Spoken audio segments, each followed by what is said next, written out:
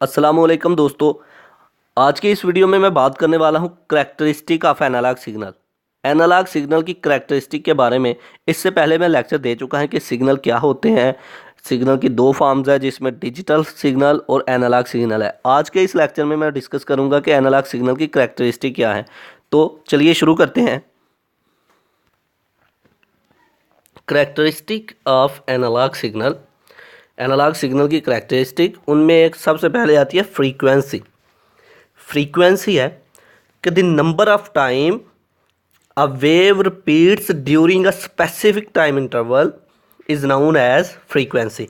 एक वेव एक स्पेसिफिक मखसूस टाइम में जो अपने आप को रिपीट कर रही होती है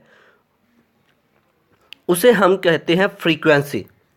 जितनी दफ़ा वेव रिपीट्स होगी जिस नंबर ऑफ टाइम में वो हमारी फ्रीक्वेंसी कहलाती है। ये एक करैक्टरिस्टिक है एनालॉग सिग्नल की।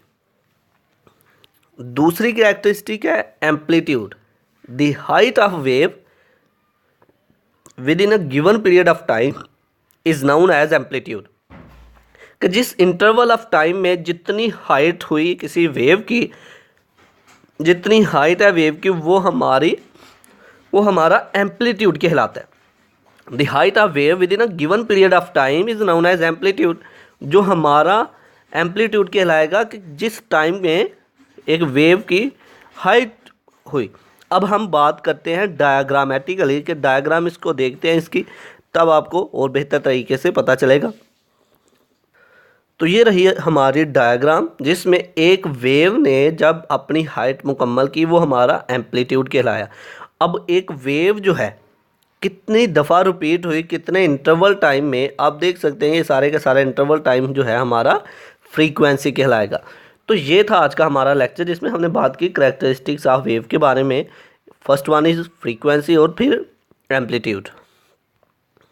आई होप कि आप लोगों को मेरी ये वीडियो पसंद आई होगी।